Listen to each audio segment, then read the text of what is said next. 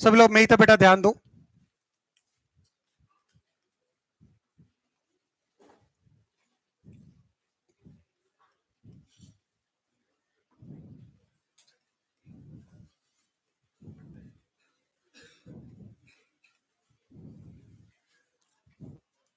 अब देखो हम लोग स्ट्रेस स्ट्रेन कर्व की बात कर रहे हैं और इस केस के लिए मैंने आपको लास्ट टर्म पे भी समझाया था कि हम लोग करते क्या है, कोई भी एक रॉड लेते हैं,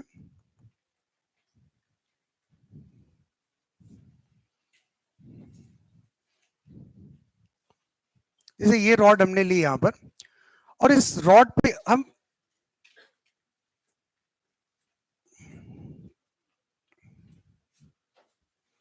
यहां पे लगातार हम वेट जो है ना इस पे इंक्रीज करते जाते हैं। तो ये जो वेट हम इंक्रीज कर रहे हैं, यहां पे ध्यान रखना, हम ये एक लाइट रॉड की बात कर रहे हैं, केस ऑफ लाइट रॉड, मतलब हम deformation due to self weight को यहां पर इग्नोर कर रहे हैं, उसकी बात नहीं कर रहे हैं। मतलब यहां पर जो भी डिफॉर्मेशन है ड्यू टू ये एक्सटर्नल, इस केस में हम लोग मतलब यहां पर जो डिफॉर्मेशन हो रहा है ड्यू टू एक्सटर्नल लोड जो है आपके पास,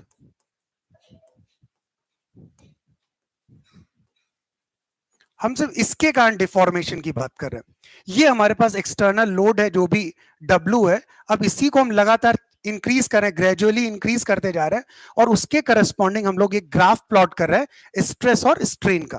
ठीक, अब देखो अगर मैं इस ग्राफ की बात करूं,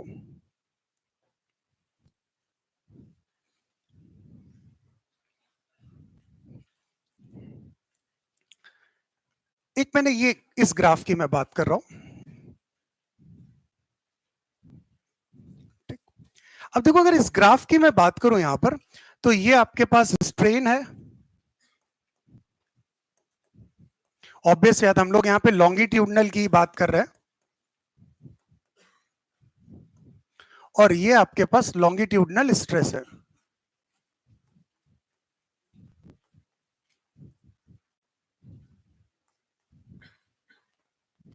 ठीक, ये एक सिचुएशन है। ठीक, अब यहां पे अगर मैं बात करूं तो सबसे पहले जब हमने कोई भी लोड अप्लाई नहीं किया तो ये ग्राफ यहां पे था, और एक बात ध्यान रखिए, ये ग्राफ कोई इसका फंक्शन नहीं है। हम लोग क्या कर रहे हैं, यहां पर अलग अलग वेट रखते जा रहे हैं, तो इस तरीके से हमारे पास कुछ पॉइंट्स मिल रहे होंगे ऐसे, जैसे आप लोगों ने जो है ना ओम्स लॉ का जब वेरिफिकेशन किया होगा 9th 10th कहीं ना कहीं किया होगा, या आगे आने वाले टाइम में करोगे, तो वहां पे हम कोई फंक्शन की बात नहीं करते, हम अलग अलग रीडिंग्स के करस्पॉन्डिंग इस तरीके से अलग अलग पॉइंट ऐसे करते हैं और फिर इन्हीं पॉइंट को एक साथ ज्वाइन करके हम उसका ग्राफ बना लेते हैं। तो कोई इसका एग्जैक्ट ग्राफ नहीं होगा, आपके पास कई सारी वैल्यूज होंगी और उनको हम ज्वाइन करके ग्राफ प्लॉट कर रहे हैं। तो अब जब हमने यहां पर वेट बढ़ाना स्टार्ट किया, तो जैसे जैसे हम वेट बढ़ाते जा रहे थे, बताओ यहां पर क्या हो रहा था, स्ट्रेस के साथ साथ बताओ क्या होगा, पहले स्ट्रेस आया उसके कारण स्ट्रेन डेवलप हो रहा होगा, और जब इस स्ट्रेस और स्ट्रेन के ग्राफ को देखा ना, तो ये ग्राफ हमारा ए से, ये ग्राफ हमारा एक परफेक्ट एक स्ट्रेट लाइन आया हमें, ये जो यहां तक हमें ग्राफ मिला है ये परफेक्ट स्ट्रेट लाइन है। मतलब इस केस की बात करें तो यहां पर ये थीटा हमारे पास क्या हो गया, ये फिक्स्ड हो गया। ठीक, और ये वही आपका O से A की अगर मैं बात करूं,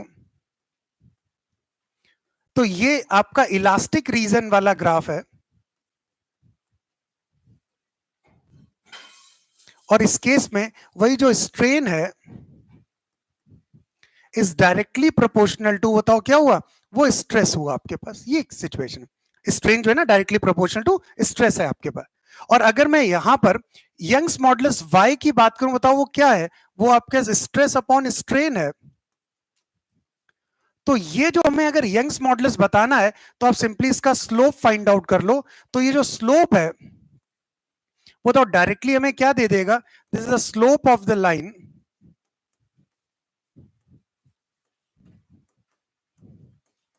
वो आपको डायरेक्टली ये y दे देगा, मतलब वो यंग्स मॉडुलस आपको दे देगा।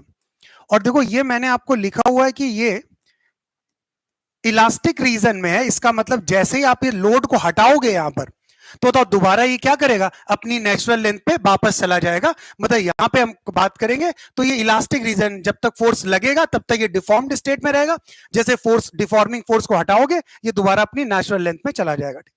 और ओ से ए तक जो है ना, ये ग्राफ की अगर मैं बात करूं तो ये आपका परफेक्ट स्ट्रेट लाइन होगा, उसका स्लोप आपको यंग्स मॉडुलस दे रहा होगा।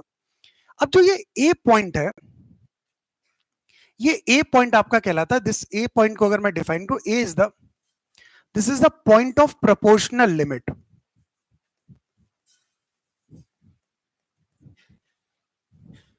मतलब हम ओ से लेके ए तक सिर्फ यंग्स मॉडुलस को डिफाइन करते हैं, ठीक। लेकिन जैसे ही हम लोग आगे जाते हैं, ये बी पॉइंट, तो ए से बी की बात करें तो ए से बी, ध्यान रखना बेटा, ये जो ए बी है ये भी आपका इलास्टिक रीजन है। मतलब हम ए से बी में भी अगर डिफॉर्मिंग फोर्स को हटाएंगे, मतलब इसको लोड को हटा देंगे, तो दोबारा से अपनी नेचुरल लेंथ में चला जाएगा। मतलब मेरे पास जो है ना, पूरा जो है ना ओ से लेके बी तक ये हमारा इलास्टिक रीजन है, और इसी इलास्टिक रीजन को ही नाम दिया था हमने, इसी को हम लोग बोलते हैं हुक्स लिमिट की बात करते हैं। हुक्स लिमिट जो है ना कहां तक डिफाइन है, ओ से लेके बी तक आपके डिफाइन है। बट जब हम ए से बी की बात करते हैं ना, तो यहां पर जो है ना आपके पास जो स्लोप है आपका वो वेरिएबल है।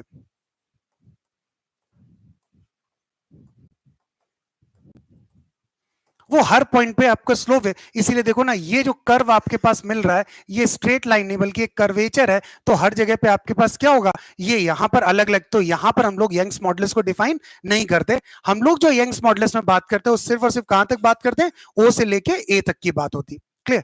तो अल्टीमेटली अगर बी पॉइंट की बात करें तो बी पॉइंट तक हमारा इलास्टिक रीजन है, और इस बी पॉइंट को भी एक नाम देते हैं हम लोग, यील्ड पॉइंट बोल देते हैं। मतलब बी पॉइंट तक आप दोबारा वापस अपनी स्टेट में आ जाओगे। अब जैसे ही एक बार आपने ये बी पॉइंट को क्रॉस कर लिया, जैसे इस पॉइंट को क्रॉस कर लिया, अब ये जो आपके रीजन है इतना, ये वाला, ये आपके पास है परमानेंट डिफॉर्मेशन में चला गया।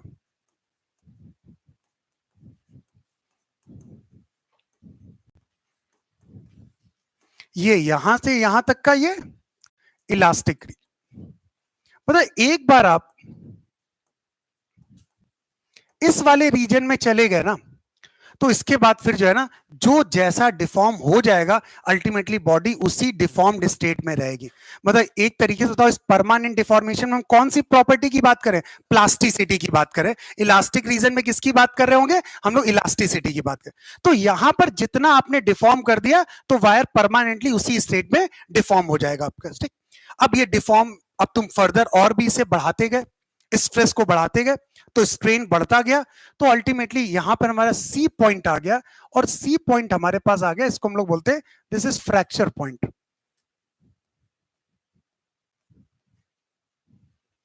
क्या आपका फ्रैक्चर पॉइंट, मतलब यहां पर आने के बाद आपके पास ये जो भी ये रॉड है आपकी, बताओ क्या होगी, कहीं ना कहीं से रॉड आपके पास ब्रेक हो जाएगी। और अगर रॉड यहां पर ब्रेक हो गई, समझना, इसके करस्पॉन्डिंग जो यहां पर ये स्ट्रेस होगा आपका, बताओ ये कौन सा स्ट्रेस हुआ, यही वो आपके पास, अगर मैं बात करूं कुछ सिग्मा नॉट दे देता हूं, दिस इज ब्रेकिंग स्ट्रेस। ये वो ब्रेकिंग स्ट्रेस है आपके पास। मतलब जैसे डिफॉर्मेशन इतना हो गया आपके पास, मतलब अगर हम यील्ड पॉइंट के बाद अगर इतना हम आगे मूव कर गए, तो जैसे हम इतना मूव कर गए तो अल्टीमेटली यहां पर जाके बताओ ये क्या हो जाएगा, ये आपको क्या हो जाएगा, ये ब्रेक कर जाएगा आपका, और एक तरीके से फ्रैक्चर पॉइंट हमें यहां पे मिल जाएगा। क्लियर बात? मतलब इससे आप सी, देखो आप सी तक जस्ट पहुंचे तो ये एक इंपेंडिंग स्टेट हो गई, तब ब्रेक नहीं होगा। बस ब्रेक है, इससे थोड़ा सा भी अगर आपने स्ट्रेस बढ़ाया तो वो आपके पास ब्रेक हो जाता है। बट देखो इसमें एक पॉइंट और है, बट ये पॉइंट जनरली बहुत कम जगह ही मेंशन किया गया, एक्चुअली हमारे लिए बहुत ज्यादा इसकी इंपॉर्टेंस होती नहीं है। बट जब हम लोग किसी भी प्रॉपर्टी, मैकेनिकल बॉडी की प्रॉपर्टीज की बात करते हैं, तो उसमें सबसे इंपॉर्टेंट पॉइंट और होता है आपका, this is known as D point. इस डी पॉइंट को हम लोग बोलते हैं अल्टीमेट पॉइंट।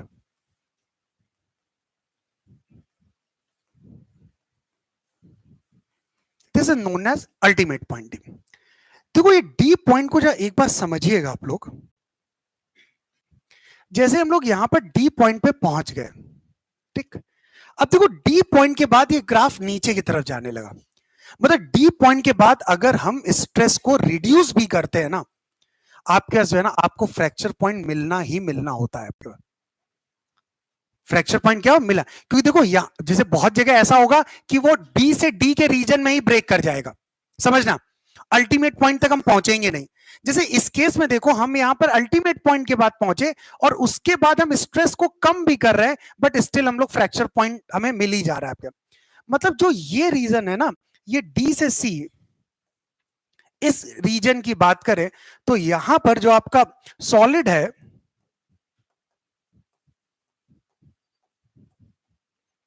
एज फ्लूइड की तरह ये बिहेव करने लगता है। मतलब आप इस पे जो है ना, अगर फोर्स कम भी कर रहे हो ना, ये अपने आप एक्सपैंड होने लगता है। जैसे फ्लूइड्स जो के पास टेंडेंसी होती है एक्सपैंड करने की, ये अपने आप एक्सपैंड होने लगता है। और एक बार आपने अल्टीमेट, अगर किसी ग्राफ में अल्टीमेट पॉइंट है और तुम अल्टीमेट पॉइंट को तुमने क्रॉस कर दिया, तो 100% आपको फ्रैक्चर पॉइंट मिलेगा। चाहे आप बहुत तेजी से स्ट्रेस को कम भी करो, आपको फ्रैक्चर पॉइंट पक्का मिलेगा आपके। मेरी बात समझ रहे हो? अगर आपको अल्टीमेट पॉइंट उसने नहीं दिया आपके पास, तो हो सकता, तो फिर उस केस में इस पॉइंट की, जैसे अगर मैं यही ग्राफ की बात करूं, एक सेकंड मेरी बात को समझना आप लोग।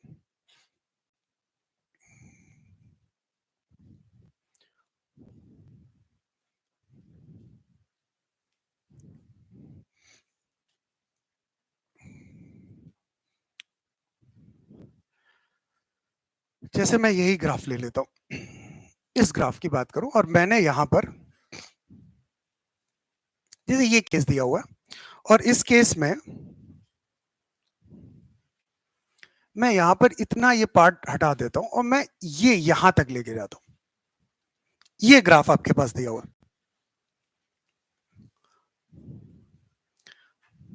ये सिचुएशन है। अब बताओ यहां पे अगर मैं बात करूं तो ये हमारा वही हो गया ओ पॉइंट, ये हमारा हो गया ए पॉइंट, ये हमारा हो गया बी पॉइंट, और यहां पर जाके बताओ क्या हो गया, ये कुछ इस तरीके से ऐसे है, और यहां पर हमारा सी जो है ना, ये फ्रैक्चर पॉइंट हो गया।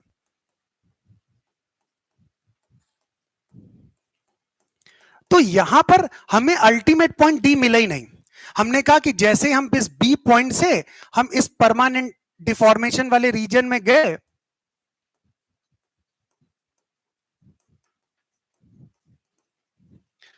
तो हम सी पे जैसे ही पहुंचे तो हमें वहां पे फ्रैक्चर पॉइंट मिल गया। मतलब इसके करस्पॉन्डिंग अगर मैं यहां पे बात कर रहा हूं तो ये हमारा वही ब्रेकिंग स्ट्रेस हो गया हमारे पास।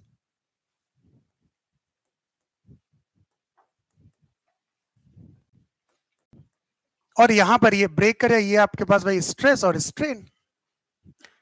तो इस ग्राफ में जो है ना, अल्टीमेट पॉइंट की कोई वैल्यू, अल्टीमेट पॉइंट है ही नहीं आपके पास। अब लेकिन अगर पिछले ग्राफ की बात करें तो यहां पर ये मैक्सिमा आया और इसके बाद ये आपके पास फिर ये कम होने लगी वैल्यू। इसका मतलब यहां पे हमने क्या कर लिया, अल्टीमेट पॉइंट को अचीव कर लिया। एक बार अल्टीमेट पॉइंट आपने अचीव कर लिया, अब आपको लगा कि नहीं यार हमें ब्रेक नहीं होने देना इसे, तो आपने क्या किया, स्ट्रेस को कम करने लगे, आप इसे अनलोड करने लगे। लेकिन एक बार आपने अल्टीमेट पॉइंट को क्रॉस कर लिया ना, उसके बाद बताओ ये मटेरियल क्या है, फ्लूइड की तरह बिहेव करेगा, सेल्फ एक्सपैंड करने लगेगा। और अपने आप एक्सपैंड करने लगा तो फिर ये क्या हो जाएगा आपके पास, इस केस की अगर मैं बात करूं तो यहाँ पे 100% में फ्रैक्चर पॉइंट अचीव होगा ही होगा। लेकिन मैक्सिमम जो आप ग्राफ देखोगे ना, वहां पे आपको ये अल्टीमेट पॉइंट होगा ही नहीं। तो अल्टीमेट पॉइंट होगा नहीं तो फिर उस केस में बी के बाद बताओ सीधा कौन सा पॉइंट आएगा आपका, वो सीधा फ्रैक्चर पॉइंट आएगा। ठीक, जैसे इस वाले केस में यहां पे अगर मैं बात करूं तो इस पटे बी के बाद तो सीधे हमारे पास क्या हुआ, सी पॉइंट आया, यहाँ पे अल्टीमेट पॉइंट आए नहीं। लेकिन इस केस में जब अल्टीमेट पॉइंट होगा तो आप कहोगे एक बार अल्टीमेट पॉइंट आपने टच कर लिया, उसके बाद आप स्ट्रेस को कम भी करने लगोगे, तब भी आपको फ्रैक्चर पॉइंट वहां पर मिलेगा ही मिलेगा। पहले तो मेरी बात से सब लोग पूरी तरह सहमत? देखो बुकलेट में सारे पॉइंट्स आपको प्रॉपरली सब कुछ दिए हुए हैं, जो नहीं दिया बस वो नोट कर लीजिए।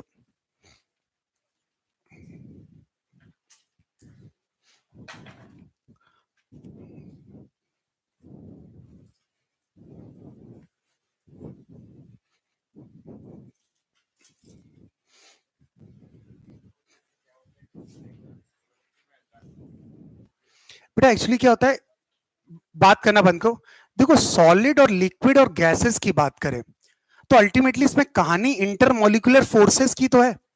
और जब आप एक तरीके से फोर्स अप्लाई करते हो तो एक तरीके से में क्या होता है, सेपरेशन बढ़ती जाती है, तो इनके इंटरमोलिकुलर फोर्सेस बताओ क्या वीक होने लगेंगे, और एक सर्टेन डिस्टेंस से ज्यादा डिस्टेंस हो गई तो उसके फोर्सेस जो है ना बहुत कम हो जाएंगे, तो वो फ्लूइड की तरह बिहेव करने लगेगा। बस इंटर भाई हम लोग किसी भी चीज को एक्सपैंड कर रहे हैं तो क्या कर रहे हैं, इंटर एटॉमिक डिस्टेंस को ही तो चेंज कर रहे हैं।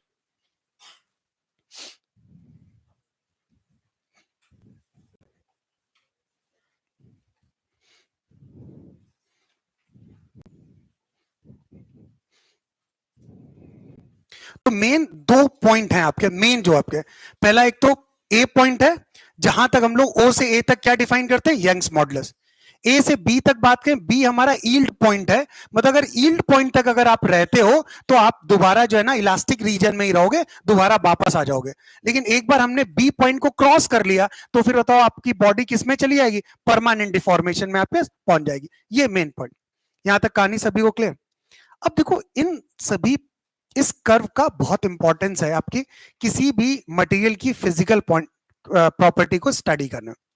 अब तो जनरली हम तीन तरीके की फिजिकल क्वांटिटी की बात करते हैं, फिजिकल प्रॉपर्टी की बात करते हैं। एक हम लोग डक्टिलिटी की बात करते हैं, एक मैलिएबिलिटी की बात करते हैं, और एक हम लोग ब्रिटल बिहेवियर की बात करते हैं, ब्रिटल नेचर की बात करते हैं। ये तीन प्रॉपर्टीज हम लोग, डक्टिलिटी, मैलिएबिलिटी और थर्ड आपका ब्रिटल नेचर आपके पास। ठीक, सबसे पहले हम लोग बात करें डक्टिलिटी। कोई बताएगा मुझे डक्टिलिटी क्या होता है?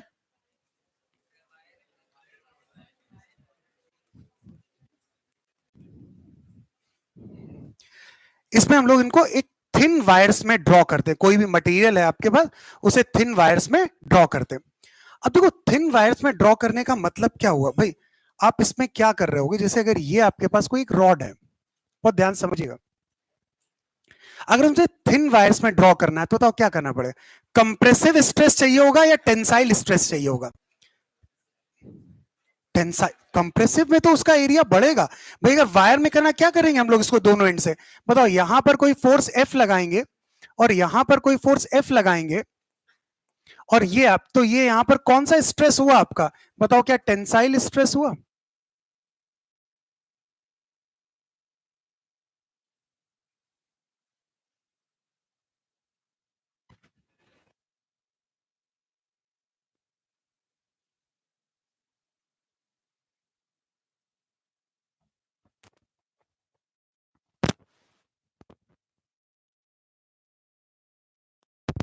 बेटा बात करना बंद करो।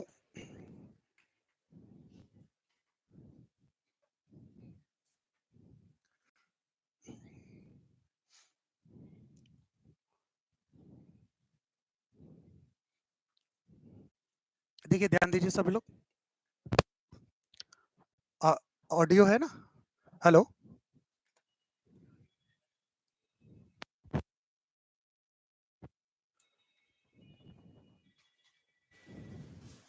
हेलो। अब देखिए ध्यान दी, हेलो, हटाओ। हाँ क्लियर है, चलिए मैं तब ध्यान दूं। अब अगर मैं यहाँ पे डक्टिलिटी की बात करता हूं तो ध्यान रखना, क्वेश्चन ऐसे पूछा, उसने ग्राफ दिया, उसने कहा कौन सा ग्राफ करस्पॉन्डिंग टू डक्टिलिटी होगा। तो डक्टिलिटी के लिए जब मैं स्ट्रेस की बात कर रहा हूं तो ये हमारे पास क्या होना चाहिए, टेंसाइल स्ट्रेस, और उसके करस्पॉन्डिंग ये स्ट्रेन। अब बताओ अगर मुझे डक्टिलिटी चाहिए का मतलब, मुझे अगर थिन वायर्स में ड्रॉ करना है किसी मैटर को, रॉड को, तो उसके लिए बताओ क्या होना चाहिए, परमानेंट डिफॉर्मेशन होना चाहिए। क्योंकि अगर इलास्टिक रीजन हुआ तो जैसे तुम वायर में ड्रॉ करोगे, जैसे रिलीज करो दोबारा से उसी शेप में आ जाएगा। तो इसका मतलब अगर मैं डक्टिलिटी की बात कर रहा हूं तो डक्टिलिटी के लिए क्या होना चाहिए आपके पास, जो परमानेंट डिफॉर्मेशन वाला रीजन है वो रीजन बड़ा होना चाहिए। तो अगर मैं यहां पे बात करूं, इस केस की बात करूं, तो ये वाला जो आपके पास है,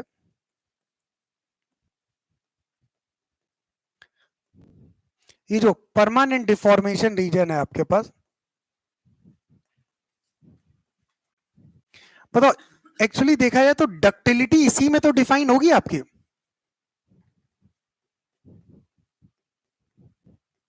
ये जितना रीजन आपका बड़ा होता जाएगा, मतलब हम कह सकते हैं वहां पर जो है ना आपके उतना डक्टाइल मटेरियल आपके पास होगा। जैसे अगर लेट से मैं इस केस की बात करूं,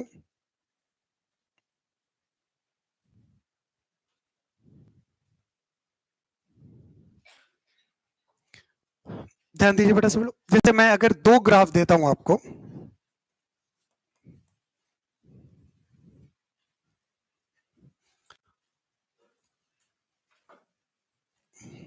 एक ग्राफ ये ऐसे आया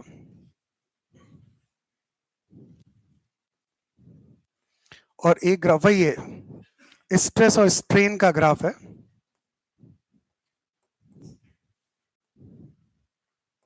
ये ए के लिए है और एक बी के लिए हमारे पास ग्राफ है,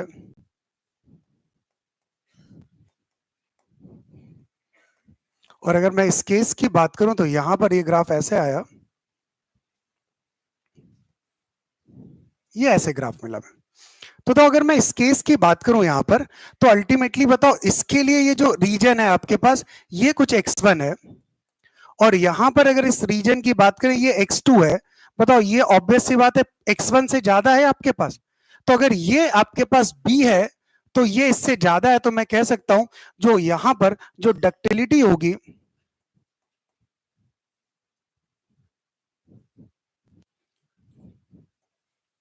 टी ऑफ बी, बताओ वो ग्रेटर होगी as compare to ductility of A.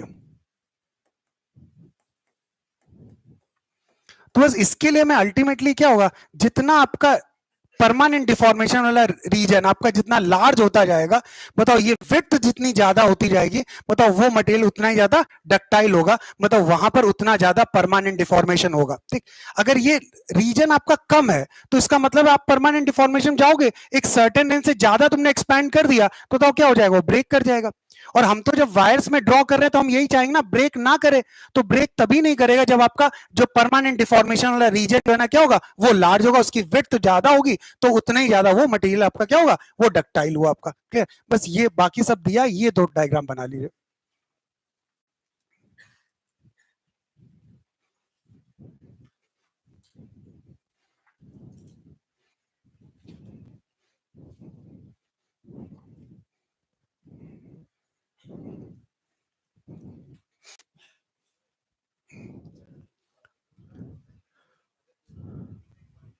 But ultimate point की हम लोग यहाँ बात ही नहीं करते, जब हम इन केसेस की बात करते हैं तो वहां पे अल्टीमेट पॉइंट की हम बात ही नहीं करेंगे, वो उसी की बात करेगा, फ्रैक्चर पॉइंट आपका ऊपर ही होगा। ठीक है ना, मैंने कहा ना, इसीलिए बहुत जगह आपको ये अल्टीमेट पॉइंट दिया ही नहीं गया होगा। ये अल्टीमेट पॉइंट एक्चुअली क्या होता है, जब आप आगे अगर मैकेनिकल में जाओगे तब आपको इस बात का बहुत ध्यान रखना पड़ता है कि आपका फ्रैक्चर पॉइंट जो है ना वो अल्टीमेट पॉइंट के पहले ही मिल जाए आपको, तब हम लोग इसकी बात करते हैं। इसलिए एक बार वो ये क्वेश्चन पूछा गया टेस्ट सीरीज में, तो वहां पे उन्होंने अल्टीमेट पॉइंट, अभी इनफैक्ट आप बुकलेट में भी देखोगे, मैंने बुकलेट में भी एक पॉइंट दिया हुआ है और उसमें क्वेश्चन में यही पूछा है किस ग्राफ में जो है ना जो मटेरियल है वो फ्लूइड की तरह बिहेव करेगा, तो मटेरियल कहां पे होगा, जहां पर ये ग्राफ नीचे की तरफ जा रहा है, तो इसलिए वो पॉइंट, बस इसलिए मैंने डिफाइन किया, अदरवाइज बहुत ज्यादा इसका डिस्कशन नहीं होगा अल्टीमेट पॉइंट का।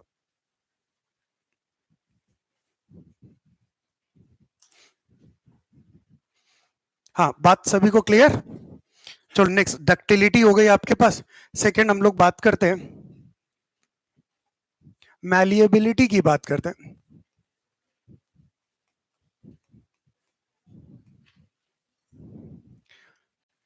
बताओ इसमें हम लोग क्या करते हैं, इसको एक थिन शीट्स में ड्रॉ करते हैं। हम यहाँ पे थिन शीट्स की बात कर रहे हैं, वहां पर वायर्स की बात कर रहे हैं। अब देखो अगर इसको थिन शीट, बेटा कोई बुक दिए देना, थिन शीट्स में हम कैसे ड्रॉ करेंगे, जैसे मेरे पास ये एक ब्लॉक ऐसा है, ठीक, एक क्यूबॉइड टाइप में, हम क्या करते हैं इसको ऊपर दोनों एंड से जो है ना इसको प्रेस करते हैं, और जब ये प्रेस करेंगे बताओ क्या होगा, इसकी थिकनेस कम होगी, बताओ अपने आप एरिया इसका बढ़ता चला जाएगा, तो फाइनली हम लोग इसको किस में कन्वर्ट कर लेंगे, थिन शीट्स में हम लोग इसे कन्वर्ट कर लेंगे। तो बेसिकली जब मैं इसकी बात कर रहा हूं, मैलिएबिलिटी की बात कर रहा हूं, तो फिर इसके लिए हमें क्या चाहिए होगा, यहां पर मेरे पास अगर कोई भी ये इस तरीके से है, अगर ये अगर ऐसे है ये कोई थ्रेड, तो यहां पर हम इस पे फोर्स ऐसे लगा रहे होंगे एफ, और हम इस पे फोर्स ऐसे एफ लगा रहे होंगे, और इसके कारण बताओ इसकी थिकनेस कम हो रही होगी और हम इसके एरिया को क्या कर रहे हो, इंक्रीज कर रहे हो। दैट मींस इस केस में जब मैलिएबिलिटी की बात कर रहे हैं तो हम यहाँ पे किसकी बात कर रहे हैं, कंप्रेसिव स्ट्रेस की बात कर रहे होंगे। इसका ग्राफ और डक्टिलिटी का ग्राफ एग्जैक्टली सेम है, बस सिर्फ फर्क यहां पर ये पड़ेगा आपके पास, कि इस केस में जब इसका ग्राफ आएगा आपके पास, तो यहां पर ये कंप्रेसिव स्ट्रेस की बात कर रहे होंगे।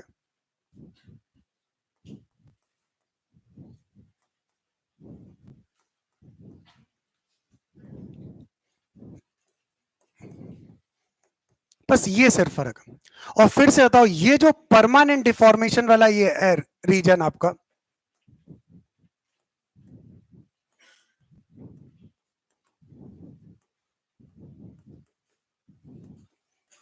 यही डिफाइन करेगा किसको, मैलिएबिलिटी को डिफाइन कर। अब इस रीजन की विड्थ तुम जितनी ज्यादा बढ़ाते चले जाओगे वो उतना ही ज्यादा मैलिएबल होगा। मतलब हमें यहां पर ये जो आपका ये बी पॉइंट है, यील्ड पॉइंट, और ये हमारे पास जो फ्रैक्चर पॉइंट है सी, हम बस इन दो पॉइंट को देखते हैं। इन दोनों के बीच का गैप जितना ज्यादा होगा वो उतना ही ज्यादा मैलिएबल होगा आपके पास। ये फंडा है। मतलब अगर मैं यहां पर दो ग्राफ बनाऊं, जैसे पिछले क्वेश्चन में हम लोगों ने बात की थी, एक ये आपके पास और एक ग्राफ आपके पास इस तरीके से,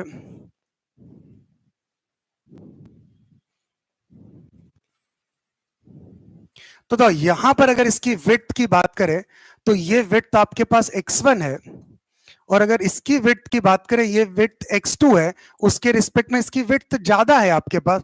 तो दैट मींस इस केस में अगर मैं इन दोनों को कंपेयर कर रहा हूं, ये बस मेरा डायग्राम बना लिए, बाकी सब कुछ बुकलेट में है। तो इस केस में ये आपके पास बी हुआ,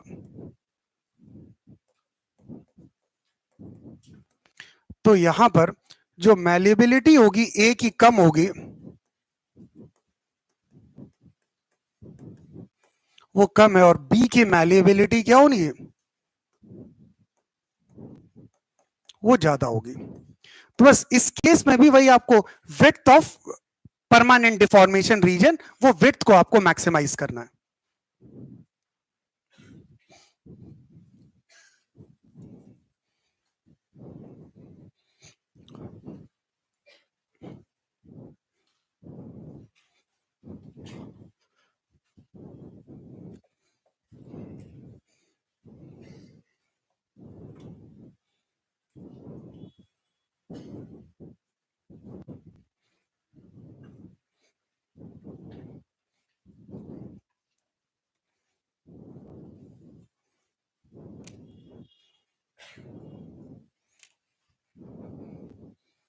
कंप्लीट कर लिया। अब देखो इसमें लास्ट प्रॉपर्टी की बात कर लेते हैं।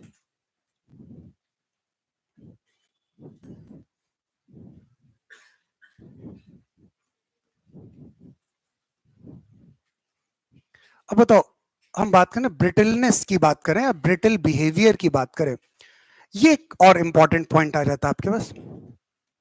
तो टर्म से ही, वर्ड से ही क्लियर, ब्रिटलनेस मतलब जो है ना, जो इजीली ब्रेक हो जाए आपके पास। ठीक, जैसे हम लोग हेलमेट यूज करते हैं, बाइक राइड करते हैं तो हेलमेट यूज करते हैं। अब देखो आपका जो हेलमेट है आपके पास, कोई इंपैक्ट होता है, ठीक, और इंपैक्ट हुआ, एक केस ऐसा हुआ, इंपैक्ट मतलब एक पावरफुल इंपैक्ट था आपके पास, और उस इंपैक्ट में क्या हुआ, जैसे वो टकराया, रोड से टकराया और उसका हेलमेट ब्रेक कर गया। और एक कंडीशन ये थी, जैसे वो हेलमेट टकराया वो कुछ नहीं हुआ, कुछ भी उसमें चेंज नहीं हुआ, तो कौन सा हेलमेट ज्यादा सही है?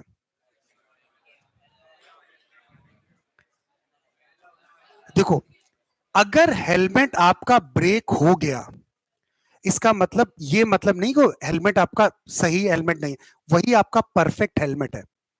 बट अब ये भी नहीं तुमको कि सब पेपर का हेलमेट लगा के जाएंगे, तो मतलब एक सर्टेन इंपैक्ट से ज्यादा इंपैक्ट आपके पास आता है ना, तो उसमें जो है ना आपके पास क्या होना चाहिए, आपका हेलमेट हमेशा ब्रेक होना चाहिए, क्योंकि हेलमेट का मटेरियली ऐसा यूज किया जाता है जिसका ब्रिटल नेचर होता है आपके पास।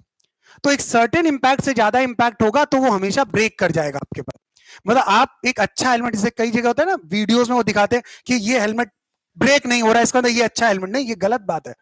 आपका हेलमेट एक सर्टेन से अमाउंट से ज्यादा इंपैक्ट पड़ेगा ना, तो आपका हेलमेट हमेशा ब्रेक होना चाहिए। क्योंकि ब्रेक होने का मतलब समझिए आप क्या, अगर मैं यहां पर एक कवर है आपके पास ये इस तरीके से, और इसके बीच में ये आपका हेड है, ठीक, अरे भावनाएं समझो भाई, ठीक, ये हेलमेट है आपके। अब समझना, अगर कोई इंपैक्ट हुआ आपके पास, एक सर्टेन एक जो इंपैक्ट था वो सफिशिएंट इंपैक्ट था आपके, और आपका हेलमेट ब्रेक नहीं हुआ, तो अगर हेलमेट ब्रेक नहीं हुआ तो ये पूरा एक कंबाइंड सिस्टम की तरह बिहेव करेगा। और अगर ये कंबाइंड सिस्टम की तरह बिहेव कर रहा है तो इस केस में बताओ, जो भी आपका फोर्स ट्रांसफर होगा वो हेलमेट में ट्रांसफर हुआ, और हेलमेट के बाद बताओ सीधा आपके बताओ हेड में आपके पास इंपैक्ट करेगा कि। अब अगर यही हेलमेट जो है ना आपका ब्रेक कर गया, तो जैसे ही टकराया बताओ ब्रेक कर गया, जो फोर्स था बताओ वो डिस्पर्स हो गया आपके पास, क्योंकि प्राइमरी इंपैक्ट किसका हुआ, हेलमेट, और जो भी रोड से हमारा इंपैक्ट हुआ। बताओ सेकेंडरी फिर क्या हुआ, वो हेलमेट जो पीसेस में ब्रेक हुआ वो आपसे टकराएगा आके, वो सेकेंडरी इंपैक्ट। तो इसमें क्या हुआ, जो फोर्स था वो डिस्पर्स हो गया, तो उस केस में आपकी इंजरी कम होगी आपके।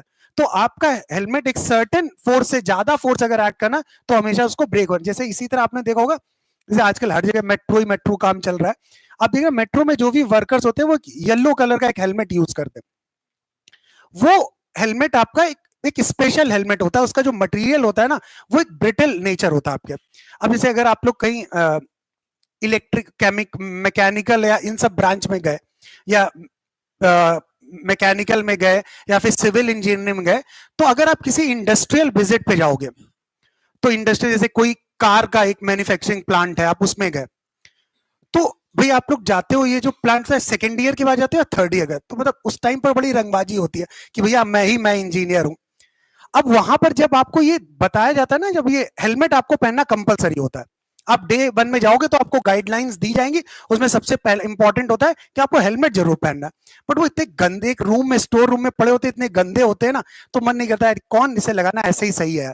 फिर आपका जो है ना एक ओरिएंटेशन प्रोग्राम होगा, और जब वो ओरिएंटेशन प्रोग्राम खत्म होता है ना, उसके सबसे पहले हर कोई यही भागता है कि हमें हेलमेट जरूर मिल जाए, सब पहले वही ढूंढने जाते हैं। अब उसका रीजन समझ लो, जब आप किसी भी इस प्लांट में जाते हो ना, तो यहाँ पे हाइट बहुत ज्यादा होती है। हाइट पे जो है ना आपके अलग अलग जो है ना कार मूव करे, अलग अलग स्ट्रक्चर्स है आपके पास। अब क्या हुआ, उतनी हाइट से एक छोटा सा भी बोल्ट भी आपका अगर नीचे की तरफ आएगा, तो मतलब उसकी डेंसिटी बहुत ज्यादा होती है, ठीक, और इतनी ज्यादा हाइट है वहां पर, मतलब आप ये समझ लो, ये जो हाइट है इसके 5 to 7 टाइम्स तो हाइट होती है वहां पे। तो उतनी हाइट से छोटा सा भी अगर आपका बोल्ट भी अगर नीचे की तरफ गिर रहा है ना, और आपने कुछ नहीं है, तो आपके जो ये हेड की जो हालत होगी ना, वो ऐसे होगा, ऐसे। वो एग्जैक्टली बताओ क्या कर जाएगा, वो पेनिट्रेट कर जाएगा आपके हेड में। मतलब एक बहुत सीरियस इंजरी है ये, मतलब बहुत सीरियस इंजरी है। मतलब ये इंजरी ऐसी है कि हो सकता है ऑन स्पॉट जो भी है वो अंदर उसकी डेथ तक हो जाए। इसलिए फिर हमें लगता है, फिर मैंने बोला ना, इसीलिए सबसे पहले हम यही ढूंढते हैं कि ये वो हेलमेट मुझे मिल जाए। अब इसके बाद, अब जैसे आप देखो ना, जैसे ये जो जितने भी आपके मेट्रो वाले प्लांट है, तो ये जो पिलर्स है इसकी इतनी हाइट पे काम होता है। अब यहां तो इंडिया है, कुछ भी होता है, ठीक। अरे मेरा कहने का दूसरा मतलब है यार, मैं ये नहीं कहना, मैं ये कहना चाहता, अगर कंस्ट्रक्शन हो रहा है तो उस रोड पे ट्रैफिक नहीं हो सकता है, मतलब प्रॉपरली जो है ना वो रोड आपकी ब्लॉक्ड होती है। आप किसी भी हाईवे, जैसे अभी लखनऊ वाला हाईवे का कंस्ट्रक्शन चल रहा है, हम लोग जिस रोड को फॉलो करते हैं उसी के ऊपर काम चल रहा होता है, ठीक। अब नहीं समझिए, बहुत छोटी सी ये बहुत सारे एक्सीडेंट्स होते हैं जो हमें पता ही नहीं चलते, न्यूज में ही नहीं आते। अब समझ लो वहां पर इतनी हाइट में आपके पिलर्स हैं, और आप उसके नीचे से जा रहे हो, छोटा सा भी बोल्ट या छोटा सा भी कोई रॉड या छोटा सा कोई ब्रिक भी अगर ऊपर से नीचे गिरेगा तो कितनी ज्यादा इंजरी हो सकती है। बट वो वही है कि इसकी, वो कहते हैं कि प्रोबेबिलिटी बहुत कम है, तो उसी से फंडा चलता रहता है आपके। बट एक्चुअली जो है ना, क्योंकि हाइट बहुत ज्यादा होने से जो है ना, वो उसका मोमेंटम बहुत ज्यादा, मोमेंटम ज्यादा है, कोलिजन में हम लोगों ने मोमेंटम तो पढ़ा है, तो उसका इंपैक्ट बहुत ज्यादा होगा। तो इसलिए जो है ना, जितनी भी ये इंडस्ट्रीज है आपके पास, यहां पर ये हेलमेट आपका कंपलसरी है। अब हेलमेट का एडवांटेज क्या हुआ कि अगर मेरे पास यही सिचुएशन, अब मैंने यहां पर एक हेलमेट यूज किया हुआ, अब देखो, अगर मैंने यहाँ पर एक हेलमेट यूज किया हुआ है, ठीक, अब दूसरी बात इंपॉर्टेंट, हेलमेट को ब्रेक होना कंपलसरी है, क्योंकि अगर हेलमेट ब्रेक नहीं हुआ तो फिर से बताओ वो कंबाइंड सिस्टम की तरह होगा, तो हेलमेट भी पेनिट्रेट करेगा, आपका हेड के अंदर भी वो पेनिट्रेट कर जाएगा।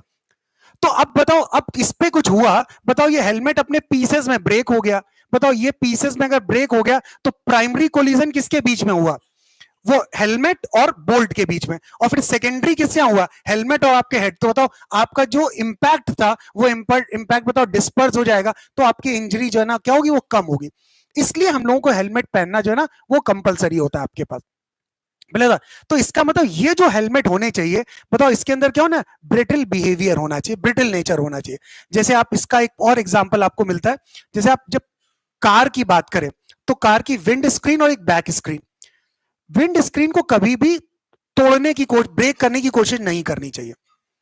विंड स्क्रीन जो सामने वाली फ्रंट विंड स्क्रीन होती है वो कभी ब्रेक नहीं होती है, ठीक, क्योंकि उसके ऊपर बहुत सारी कोटिंग्स होती है, लेयर्स होती है, लैमिनेटेड होती है।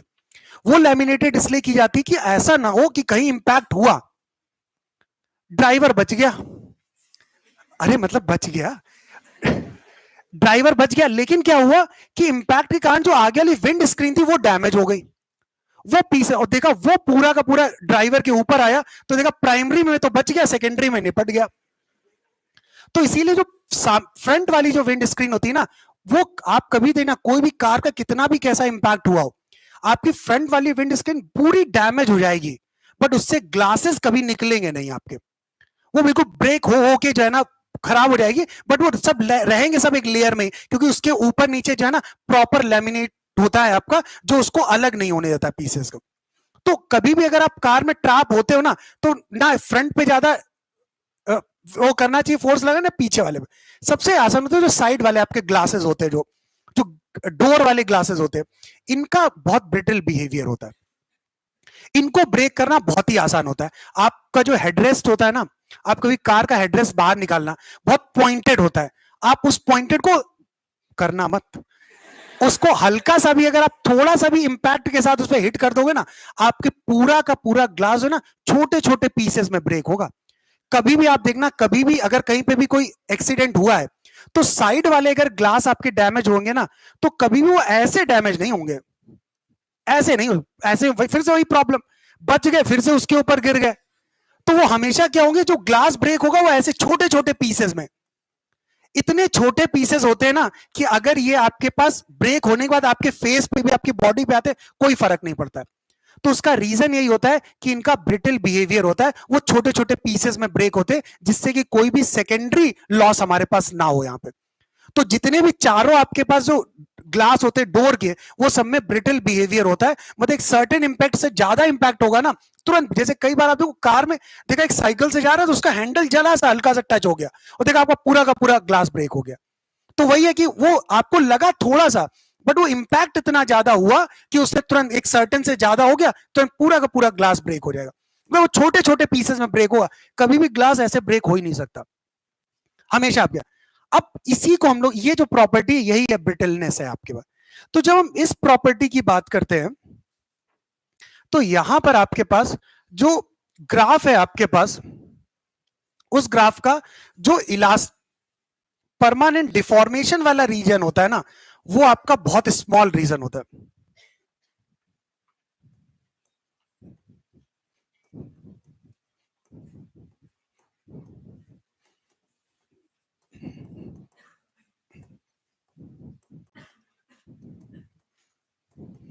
परमानेंट डिफॉर्मेशन ये स्मॉल होता है आपका, मतलब यहां पर जो आपका यील्ड पॉइंट है, बेटा बात करना बंद करो, ये वेरी क्लोज टू आपका फ्रैक्चर पॉइंट होता है।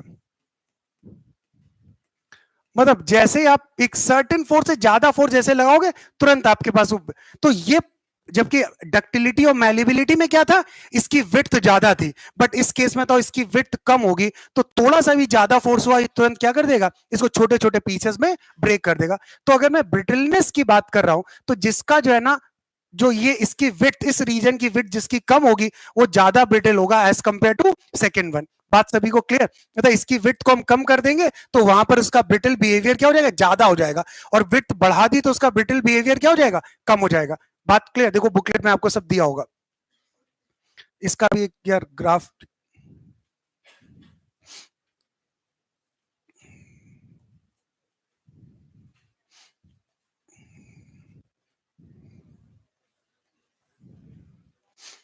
ये आपके पास स्ट्रेस और स्ट्रेन है। बेटा बात करना बंद करो। ये इसकी विड्थ x1 है, और यहां पर अगर मैं बात करूं,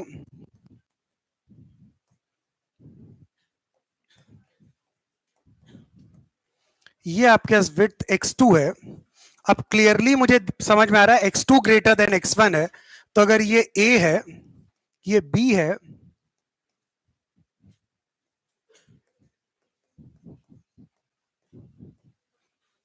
ऑफ a, बताओ ज्यादा होगी a कम होगी? ज्यादा होगी as compare to brittleness of b।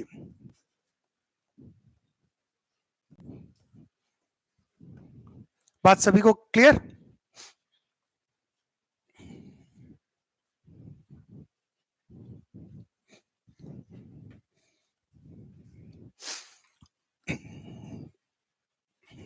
Quickly note करो बेटा सभी लोग।